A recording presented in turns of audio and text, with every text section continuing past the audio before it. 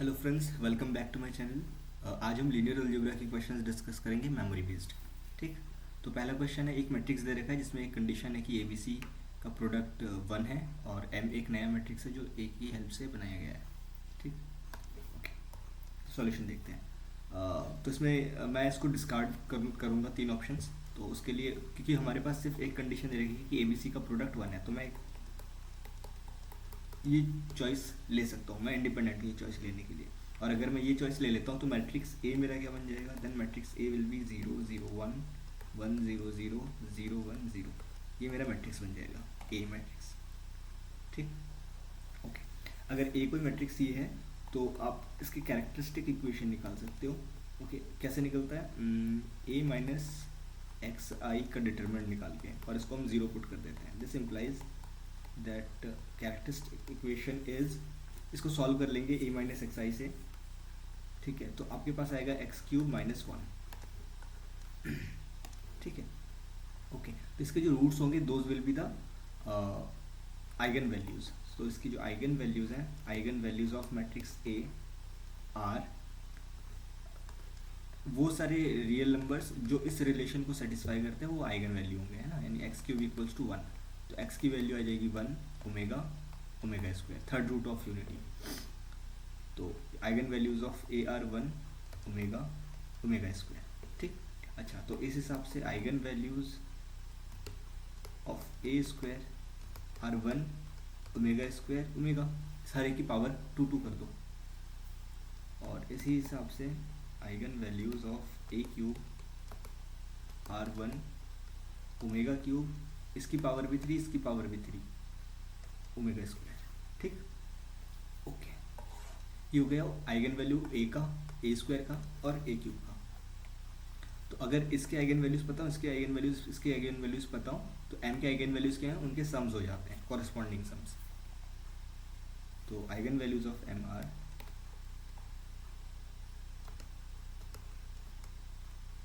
इनको जोड़ दो तो 3 ओमेगा, अच्छा ओमेगा क्यूब की वैल्यू 1 होती है ना। तो ओमेगा ओमेगा स्क्वायर और 1, इसकी वैल्यू हमेशा 0 होती है, 0। सिमिलरली यहाँ पर भी इसकी वैल्यू हो गई 0। तो आइगन वैल्यूज एम के निकल गए, आइगन वैल्यूज ए के निकल गए। और जो डिटर्मिनेंट होता है किसी मैट्रिक्स का वो प्रोडक्ट ऑफ आइगन वैल्यूज होता है। ठीक है, तो ए का इसमें पूछा डिटर्मिनेंट ऑफ ए, तो ए का आइगन वैल्यू क्या था, ए के आइगन वैल्यूज थे 1 ओमेगा ओमेगा स्क्वायर, इनका प्रोडक्ट करोगे तो ओमेगा क्यूब आएगा, और ओमेगा क्यूब की वैल्यू होती है 1। तो पहला ऑप्शन हो गया इनकरेक्ट, दूसरा ऑप्शन हो गया करेक्ट। तीसरा ऑप्शन में कह रहा है trace of A is 1, but trace का मतलब हुआ कि ये सम ऑफ आइगन वैल्यूज, तो ये तो 0 आता है, 1 नहीं आता। Option C is incorrect. Option D में एम के बारे में डिस्कशन है कि rank of M square is 1। ठीक है, तो इसमें आइगन वैल्यूज जो है वो डिसाइड करता है कितना वो होगा। तो एक ही वो है, क्या कहते हैं, नॉन जीरो है, तो रैंक विल बी 1। सो ये ऑप्शन भी ट्रू है। नेक्स्ट इज क्वेश्चन नंबर 2, फटाफट से हम करने वाले हैं इसको। ये दे रखा है, दो मैट्रिक्स है और उस मैट्रिक्स की हेल्प से एक लीनियर ट्रांसफॉर्मेशन बनाई गई है। ठीक, और फिर पूछा है इसी मैट्रिक्स, इस ट्रांसफॉर्मेशन के बारे में कि रैंक और ट्रेस क्या होगा। ठीक है, तो मैं इस ट्रांसफॉर्मेशन को लिख लेता हूँ। अच्छा, मैं पहले जो ये M2 मैट्रिक्स है ना, ये इसकी बेसिस बना लेता हूँ। लेट 1 0 0 0 0 1 0 0 0 0 1 0 0 0 1, ये बेसिस है। Let this be basis for M2R। ठीक है, अगर ये बेसिस हो गया और हमारे पास ये दिया हुआ है जो एक्स बी ट्रांसपोज, ए का मतलब हुआ क्या, ए का मतलब हुआ कि 1 2 0 3, और एक्स मैट्रिक्स सपोज हम ए बी सी डी अभी रखने वाले हैं, और बी मैट्रिक्स बी का ट्रांसपोज, यानी कि बी का ट्रांसपोज हो जाएगा आपका, ऊपर जाएगा 1 और नीचे जाएगा 1 माइनस 1। ठीक है, नहीं, ऊपर से नीचे आएगा 0, कोई फ़र्क नहीं पड़ता ऊपर नीचे करो, ये आइगन वैल्यूज़ का ही सारा खेल है। ठीक है, तो इमेज क्या आएगी पहले वाले एलिमेंट की, ये जो बेसिस वेक्टर्स हैं उनकी इमेजेस निकालना चाह रहा हूँ इन्हीं के टर्म्स में, मतलब टी की मैट्रिक्स बनाना चाह रहा हूँ मैं। तो टी ऑफ 1 0 0 0 इसकी इमेज क्या आएगी, इसकी इमेज आएगी, इसको ऑपरेट कर लो, मतलब 1 2, एक सेकेंड हाँ,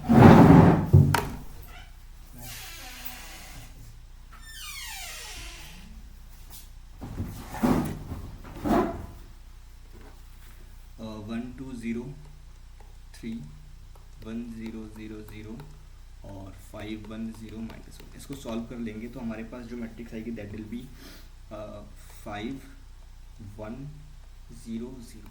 ठीक है, अब ये जो नया मैट्रिक्स आया है इसको बेसिस वेक्टर्स के टर्म्स में ही ब्रेक कर दो, क्योंकि जो कोडोमेन लिया है वो भी M2 आ रही है, तो वहाँ सेम बेसिस हम ट्रीट कर रहे हैं दोनों जगह पे। ठीक है, तो this will be like this into 1 0 0 plus 1 times 0 1 0 0 plus 0 times 0 0 1 0 plus 0 times 0 0 0 1।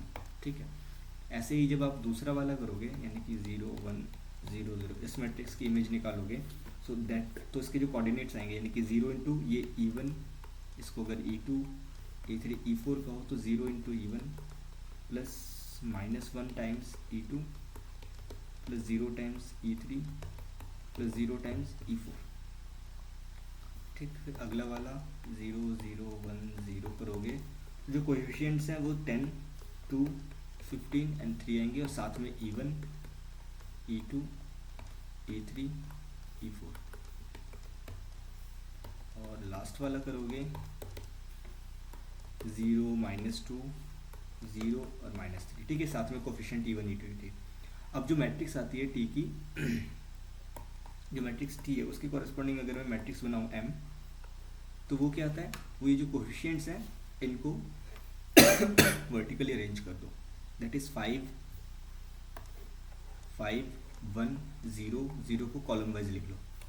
ठीक है, सो वी गेट,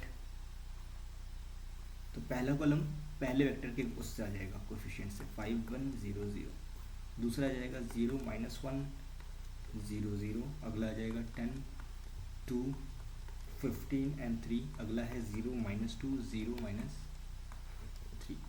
थोड़ा सा ध्यान से देखो तो ये अपर ट्रायंगुलर मैट्रिक्स आ गई है। ठीक है, मतलब कुछ इस तरह की कि P है, ऊपर कोई और है, नीचे ये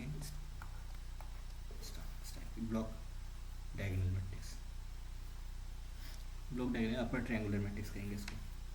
ठीक है, तो जो अपर ट्रायंगुलर मैट्रिसेस होती हैं, अगर मुझे इसकी आइगन वैल्यूज़ निकालनी है ना, तो आइगन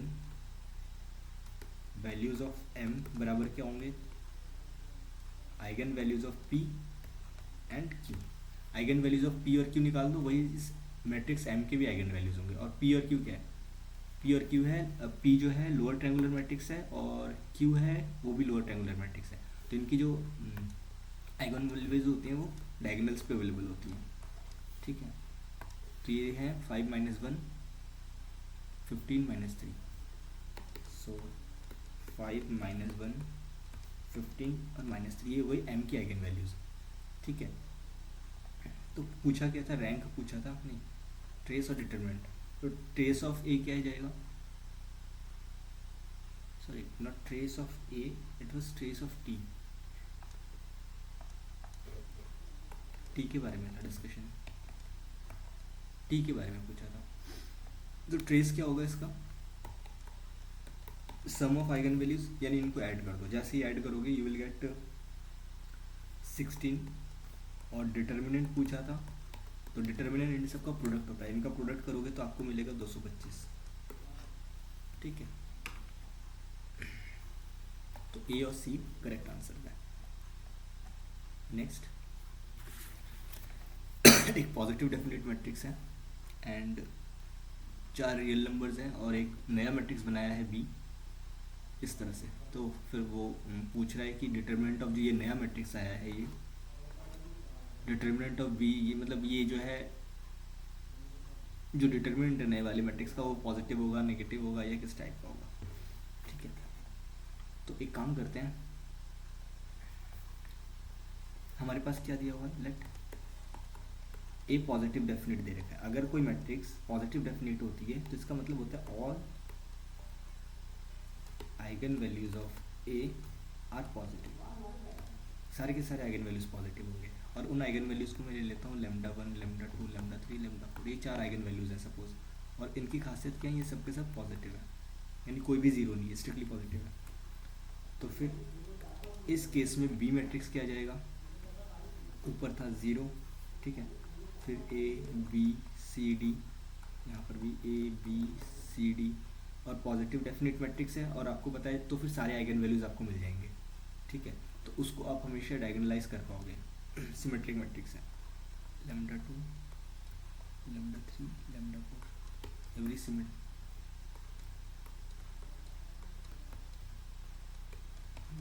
ये हो गया, ये नया वाला नहीं, हाँ नया वाला मैट्रिक्स बन गया ये, ठीक है। अब इसके डिटरमिनेंट के बारे में पूछा है सब में डिस्कशन में, यानी कि आपको इसके डिटरमिनेंट की को थोड़ा सा यहाँ से पता नहीं चल पाएगा, तो आप एक काम करो, इसको डिटरमिनेंट निकाल ही लो, बस उतना ही टास्क था, पार्ट सी का क्वेश्चन था ये, ठीक है। देखने में बड़ा लग रहा है लेकिन है नहीं। देखो पहले वाले एलिमेंट के कॉरस्पॉन्डिंग करेंगे तो 0 आ जाएगा, ठीक है, क्योंकि पहला ही 0 है, तो उसको उसकी जगह पर लिख दिया 0, फिर माइनस, फिर ए टाइम्स, ए का मतलब क्या है, ये वाला, फिर ये लिखा, तो इस वाली रो को स्किप करेंगे और पहली वाली रो को, तो जो बचे कुचेगा नॉर्मल जो हम करते हैं वैसे ही कर रहा हूँ मैं, तो ये आ जाएगा ए बी सी डी, फिर 0 λ2 0 0 0 0 λ3 0 0 0 0 λ4 plus B times a λ1 0 0 b 0 0 c 0 λ3 0 D 0 0 λ4, और फिर minus C times a λ1 0 0 B λ2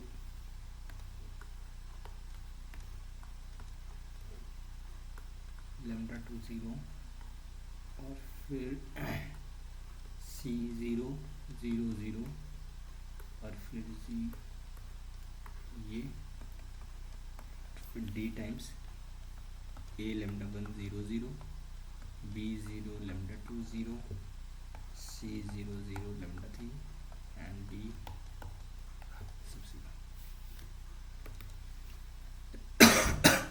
ये आ जाएगा माइनस ए टाइम्स ए λ1 λ2 λ1 नहीं आएगा, λ2 λ3 λ4, कहाँ से आया, यहाँ देखो ये लोअर ट्रायंगुलर मैट्रिक्स है ना, तो ऊपर के सारे डिजिट 0 है, तो इसका जो डिटरमिनेंट है प्रोडक्ट ऑफ डायगोनल एलिमेंट्स, तो ए इंटू λ2 λ3 λ4, ठीक, ए इंटू λ2 λ3 ये आ गया, ठीक है, फिर माइनस, सॉरी ये इसमें माइनस ही था, दूसरा वाला प्लस। अब इसमें देखो दूसरे वाले में देखोगे तो ये ब्लॉक डायगोनल मैट्रिक्स है, ठीक है, तो इस ब्लॉक का जो डिटरमिनेंट होगा वो इंटू नीचे वाले ब्लॉक का डिटरमिनेंट, सिमिलरली बाकी का भी कर लोगे, ठीक है।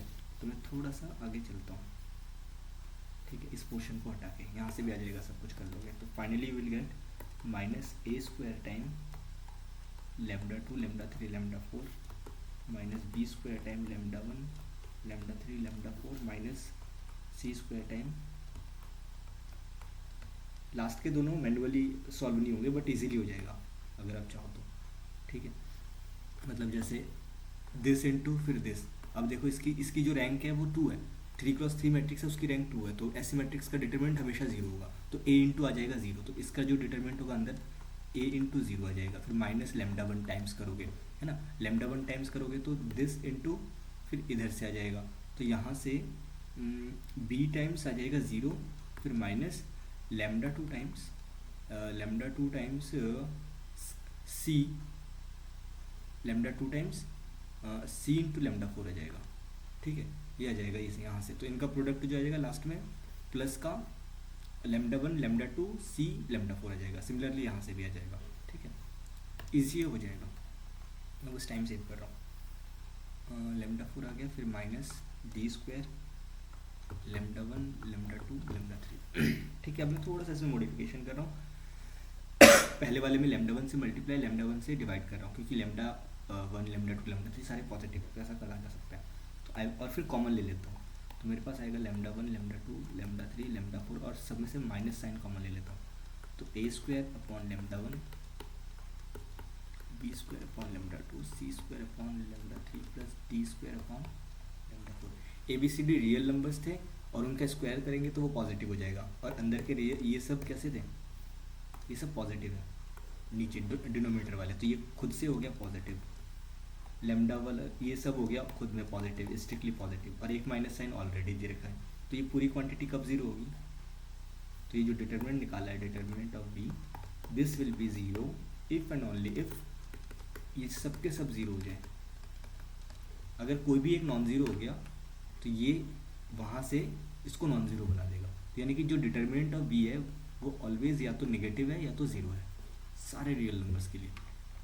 तो यहाँ से कौन सा ऑप्शन सही हो जाएगा, determinant of B is positive never, positive तो हो ही नहीं रहा, तो ये हो रहा है नेगेटिव हो रहा है। For every ABCD in R2 yes it is true, for infinitely many this yes it is also true. अरे पावर में 4 आएगा, ठीक है। अगला सवाल, दो मैट्रिसेस हैं और इनकी डायगोनलाइजेबिलिटी पूछी है, ठीक है।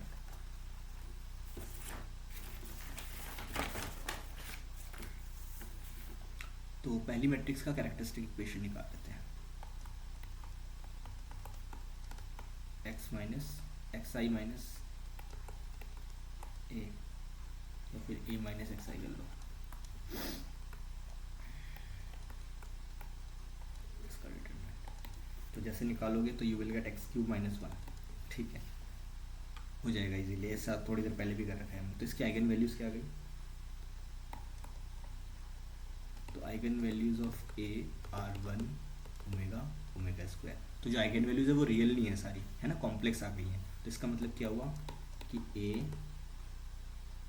Is diagonalizable over c and not over r पर डायगोनलाइजेबल नहीं है, लेकिन c के ऊपर डायगोनलाइजेबल है।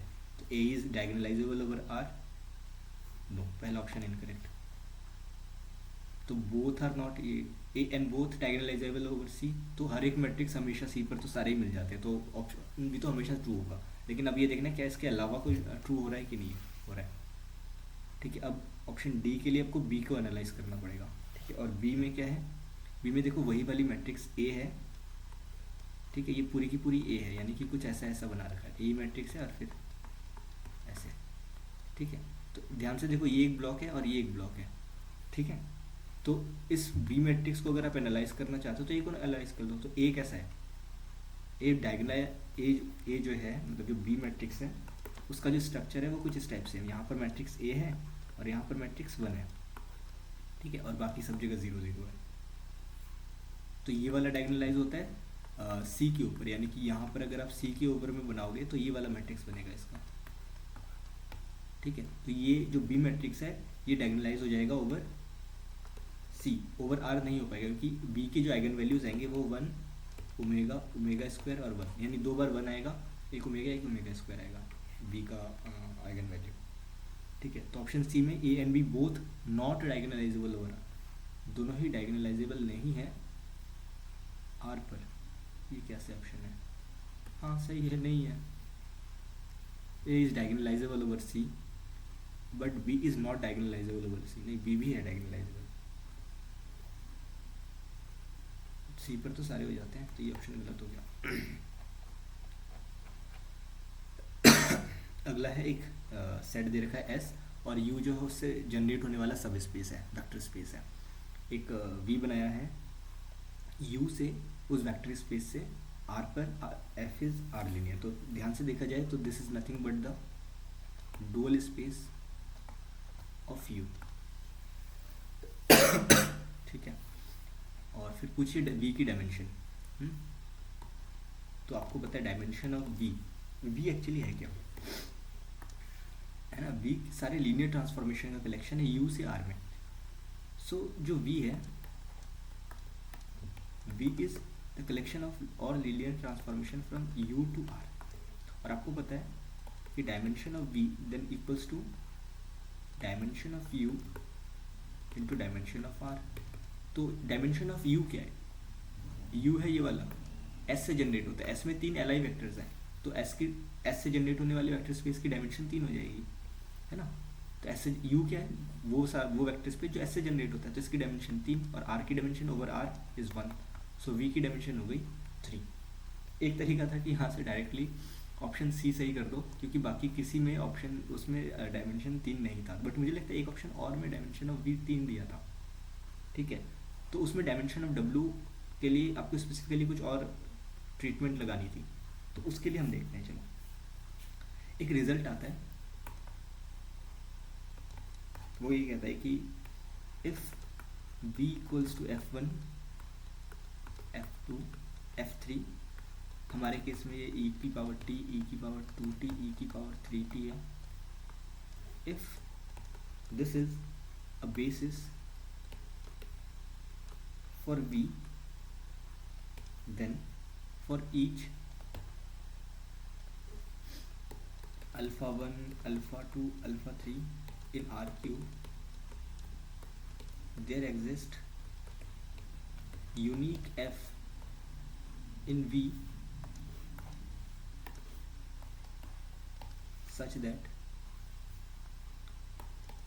f of fi is equals to alpha I। क्या कह रहे हैं, मतलब हर एक कोई भी वेक्टर उठा लोगे वो यूनिकली रिप्रेजेंट किया जा सकता है, कोई भी वेक्टर स्पेस का बेसिस वेक्टर के टर्म्स में यूनिकली रिप्रेजेंटेशन होता है ना, यानी कि एक ही ऐसा फंक्शन मिलेगा f जो इससे ये होगा। अब इसको हम अप्लाई करते हैं हमारे वाले केस में जो ऑप्शन ये w दे रखा है उसमें e की पावर 3t जो वाला टर्म है उसकी इमेज हमेशा 0 पे जा रही है, ठीक है। तो इसका मतलब क्या हो रहा है, यहाँ पर जो f3 है ये हमेशा 0 को जा रहा है ना। तो बाकी कितनी इंडिपेंडेंट चॉइसेस बची हैं वो पूछा जा रहा है, तो वो 2 चॉइसेस बची हैं। कैसे, ये देखो हमारे पास अब आ रहा है कि अब हमें क्या देखना है, फॉर ईच अल्फा 1 अल्फा 2 0। क्यों, क्योंकि हमें क्या, ये मेरा मतलब f e to the power 3t equals to 0 दे रखा है ना, तो ये मेरा f3 है और ये मेरा अल्फा 3 है। तो ऐसे कितने वो मिलेंगे, मैं ये इधर चूज़ करना चाह रहा हूँ, तो मैं बता रहा हूँ कि एक ही मिलेगा और वो एक ही उधर से गायब हो जाएगा। For each this in R3, इस टाइप का कोई भी चूज़ कर लो, देयर एग्जिस्ट यूनिक, क्योंकि अल्फा 3 को हमेशा 0 ही रखना है, जो इमेज है f3 की e to the power 3t की वो हमेशा 0 पे जा रही है। सो मुझे इस टाइप के एलिमेंट सर्च करना है, ऐसे कितने एलिमेंट्स होंगे, मतलब इस तरह के जो स्पेस बनेगा उसकी डायमेंशन कितनी होगी। So there exist unique f in v such that f of v to the power 3t is this number, ये वाला 0, ठीक। सो अब मुझे इस टाइप की स्पेस बनाना था, अल्फा 1 अल्फा 2 अल्फा 3 करके कितने वो बनेंगे, तो इसकी डायमेंशन हो जाएगी, क्योंकि 2 चॉइसेस बच रही है उधर से, ठीक है, क्योंकि e to the power 3t वाला तो कोई बचा ही नहीं उसमें, वो अल्टीमेटली उसको, और f लीनियर है, ठीक है। तो ये ऑप्शन सी करेक्ट होता है इसका। और इसके अलावा इसमें इतना ही है, अभी फिर दूसरा वीडियो बनाते हैं। Thank you for watching.